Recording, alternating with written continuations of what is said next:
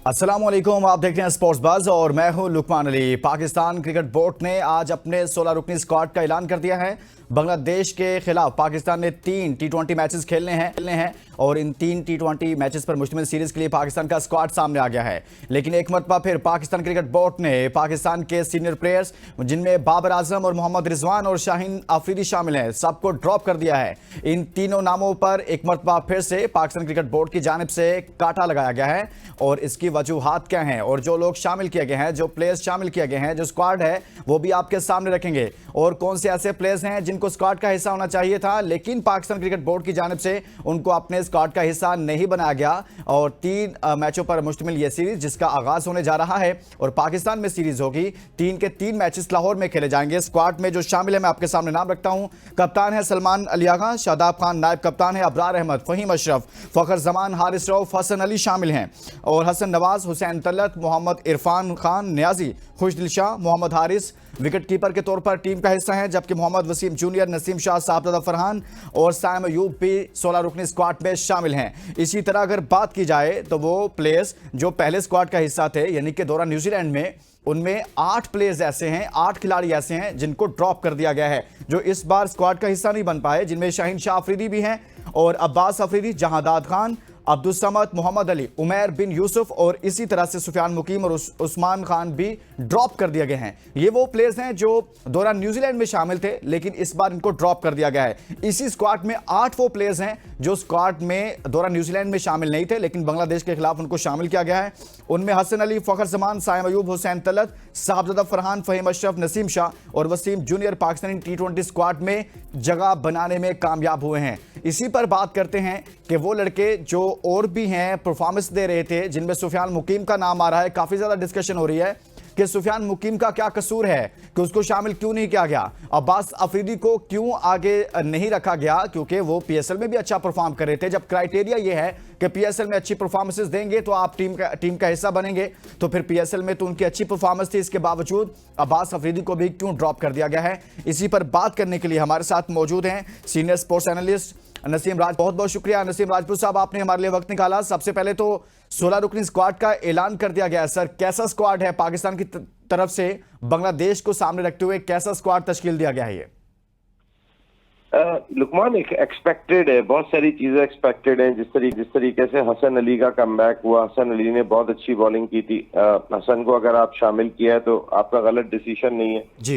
लेकिन मेरा question mark यहाँ पर, अगर आपने शाहीन शाह अफरीदी को ड्रॉप किया जी तो नसीम शाह की परफॉर्मेंस का लेवल आपको कितना अच्छा लगा? आपको हारिस रऊफ की परफॉर्मेंस का लेवल कितना अच्छा लगा? ये अगर आप नहीं, अब्बास अफरीदी को होना चाहिए था यहाँ पे, मीर हमजा को खिलाते। बहुत अच्छी उसने कराची किंग्स के लिए बॉलिंग की है, बहुत मुश्किल मौके पे आके बॉलिंग की है। अगर आप चेंज ही कर रहे थे, खुर्रम शहजाद लड़का जो है वो बॉलिंग कर रहा है, तो आप नसीम शाह, हारिस रऊफ और शाहीन शाह अफरीदी तीनों को बाहर बिठाते। आपने शाहीन शाह अफरीदी को तो ऐसा लग रहा है कि तख्ता मुश्क बनाया हुआ है। वो शाहिद खान अफरीदी के स्टेटमेंट थे, उसके बाद शाहीन शाह अफरीदी अताब का शिकार दिखाई देते हैं। हर जगह पे शाहीन शाह अफरीदी को उठा के बाहर फेंक दो, शाहीन शाह अफरीदी को साइड में निकाल दो। भाई वो पाकिस्तान का प्लेयर है और उसका सुसर जो है वो इस मुल्क का नहीं, दुनिया क्रिकेट का बहुत बड़ा ब्रांड है। आप वो बात कर रहे हैं एज ए क्रिकेटर, आप ले रहे हो एज ए सुसर। यार ये सिलसिला खत्म होना चाहिए। अब आप वो शाहीन शाह अफरीदी जब शादी नहीं हुई थी तो शाहिद खान अफरीदी के दामाद तो नहीं थे जी, लेकिन आज वो उसी एंगल से जो है वो देखे जाते हैं। शाहिद खान अफरीदी ने क्रिकेट पे बोलना छोड़ दिया क्योंकि अताब का शिकार उनका दामाद हो रहा था। अगर शाहीन की जैसी बॉलिंग थी, मेरा यही कहना है लुकमान भाई जी जी, तो वैसी बॉलिंग नसीम शाह की भी थी, वैसी बॉलिंग हारिस रऊफ की भी थी। तो अगर आप हसन अली का कमबैक किया था एक्सपीरियंस की सूरत, तो आप खुर्रम शहजाद को शामिल करते। राजपूत साहब, आपकी बात बिल्कुल ठीक है। जो 2 नाम आपने लिए उनकी भी कोई परफॉर्मेंस बड़ी आउट ऑफ बॉक्स नहीं है लेकिन उनको स्क्वाड का हिस्सा रखा गया है। लेकिन ऐसा क्यों होता है कि जब आप बाबर और रिजवान को ड्रॉप करने की बात करते हैं या उनको ड्रॉप करते हैं तो फिर साथ में शाहीन अफरीदी भी डिस्कशन का हिस्सा बन जाते हैं और शाहीन अफरीदी भी उसी कह लें कि उसी खाने में डाल दिए जाते हैं जहां पर बाबर और रिजवान को डाला जाता है। ड्रॉप ड्रॉप ड्रॉप कितना है तो इनको भी कर दिया जाता है। कहीं ऐसा तो नहीं कि उनकी वजह से इनको भी कर दिया जाता है? यार इतना बड़ा अनफॉर्चुनेट है इस मुल्क का, जो इस वक्त सबसे बेहतर कप्तान दिखाई देता है शाहीन शाह अफरीदी टी20 क्रिकेट का। में एग्रेशन दिखाई देती है, उसमें एफर्ट दिखाई देते हैं, जान मार रहा होता है। तो शाहीन अच्छा कप्तान था, फखर अच्छा कप्तान था T20 का। देखिए रिजवान और बाबर, मुझसे आप जाती तौर पे पूछेंगे तो मैं बाबर को कभी भी बाहर ना करूं T20 टीम से, लेकिन मैं उन्हें 3 नंबर पे खिलाऊंगा। मैं उन्हें कभी भी ओपनर नहीं जाने दूंगा। 3 नंबर पे जो स्टेबिलिटी है, केन विलियमसन खेलते थे, जो रूट ने खेला, विराट कोहली ने खेला, आप उस नंबर पे आके खेले। विराट कोहली भी जब रॉयल चैलेंजर्स बैंगलोर से ओपन करते हैं, लेकिन जब इंडियन टीम में होते हैं तो 3 नंबर पे खेलते हैं। लेकिन यहाँ पे ये बात उनकी अकल में नहीं आई, उनके दिमाग में ही नहीं आई, किसी तरीके से भी सोच के भी नहीं आ सकी। हैरान कौन बात है कि कुछ हमारा जो है वो थिंक टैंक के अंदाज से सोचता है। खैर एनीवे भी सलमान अली आगा ने अच्छा परफॉर्म किया एज ए कैप्टन।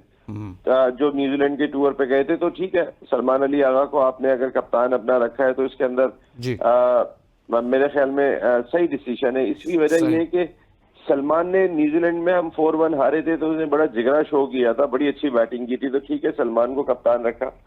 दूसरा मेरा क्वेश्चन मार्क है साइम अय्यूब। टोटली नाकाम थे ना। आपने उनको तो फॉर ग्रांटेड रखा हुआ है कि बस वो हर हाल में टीम का हिस्सा होंगे। Why not Naeem, why not Yasir? आपने मोहम्मद हारिस विकेट कीपर को दोबारा रख लिया।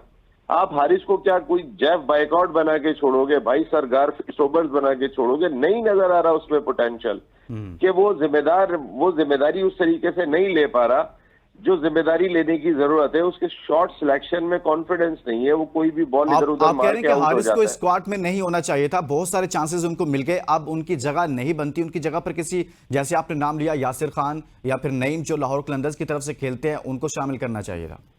हाँ ये खिलाते ना, आप उनको लेकर आते, आप उनको मौका देते। आप अगर नई टीम ही बना रहे थे तो खुर्रम शहजाद नया इम्पैक्टफुल बॉलर है, बहुत इम्पैक्ट डाल रहा है। अगर आपने एक्सपीरियंस कंटेंडर नहीं रखे थे तो आमिर ने बुरी बॉलिंग नहीं की थी। पैचेस के अंदर आमिर आके भी आपके लिए बॉलिंग कर सकते थे और अच्छी बॉलिंग करके देते, क्योंकि उन्हें अब एक्सपीरियंस की वजह से वो ज्यादा बेहतर बॉलिंग कर रहे हैं। लेकिन अगर मैं यंगस्टर्स की बात कर रहा हूँ तो छोड़ दें आमिर जी। आप फिर इसमें ना शाहीन होते, ना हारिस होते, ना नसीम शाह होते। आप जाते मीर हमजा के साथ, आप जाते खुर्रम शहजाद के साथ, आप जाते हसन अली की सूरत में उसको अवार्ड देते कि उसने कमबैक किया है। आपके पास फहीम अशरफ की सूरत में बॉलर मौजूद है, वसीम जूनियर ने बहुत अच्छी बॉलिंग की है, वो जगह बनाने के पूरे अहल थे। तो बाकी डिसीजन आपके सही थे। कुछ डिसीजन पे मैंने जैसे साइम अय्यूब की बात कही कि अगर साइम पे परफॉर्म किया होता तो आप जरूर कैरी करते। साइम ने परफॉर्म नहीं किया, साइम से परफॉर्म नहीं हुआ जब से वो इंजरी के बाद से आए।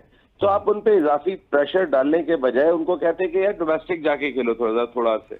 चले नसीम राजपूत साहब एक ब्रेक लेते हैं, ब्रेक के बाद वापस आते हैं तो मजीद बात करते हैं। स्क्वाड में बहुत सारी बात, सुफियान मुकीम को न्यूजीलैंड के खिलाफ खिलाया गया, उसने तो परफॉर्म भी अच्छा किया था। जो मैचेस उसे जब उसे मैच मिला है वो अच्छा परफॉर्म करके देता है, लेकिन आखिर क्या है कि उस लड़के को फिर ड्रॉप कर दिया जाता है। आज उसने एक ट्वीट भी किया है कि उस पर बात करते हैं इस ब्रेक के बाद।